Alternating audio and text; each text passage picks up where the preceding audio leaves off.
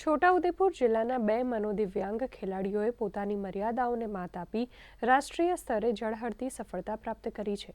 હરિયાણાના રોહતક ખાતે યોજાયેલ special Olympics Bharat national championship એથ્લેટિક્સમાં કુલ 5 મેડલ જીતીને તેમણે સમગ્ર રાજ્ય અને છોટાઉદેપુર જિલ્લાનું ગૌરવ વધાર્યું છે.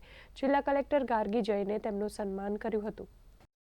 નેશનલ ઓલિમ્પિક્સ એથ્લેટિક્સ ગેમમાં હરિયાણા ખાતે આ બે બાળકો દિવ્યાંગ ખેલાડીઓને એમાં ચારણ પરવીણભાઈ રાજુએ 200 મીટર દોડમાં બ્રોન્ઝ મેડલ મેળવ્યો છે તથા 400 મીટરમાં ગોલ્ડ મેડલ છે અને રિલે દોડમાં પણ ગોલ્ડ મેડલ મેળવી પોતાનું જે વિશેષ શક્તિઓ હતી એને ઉજાગર કરી એક જિલ્લાનું તેમજ ગુજરાત રાજ્યમાં પણ નામ રોશન કરે. જિલ્લા લેવલ પર અને જે રાષ્ટ્રીય લેવલ પર નેશનલ ચેમ્પિયનશિપમાં મારો નંબર આવ્યો છે.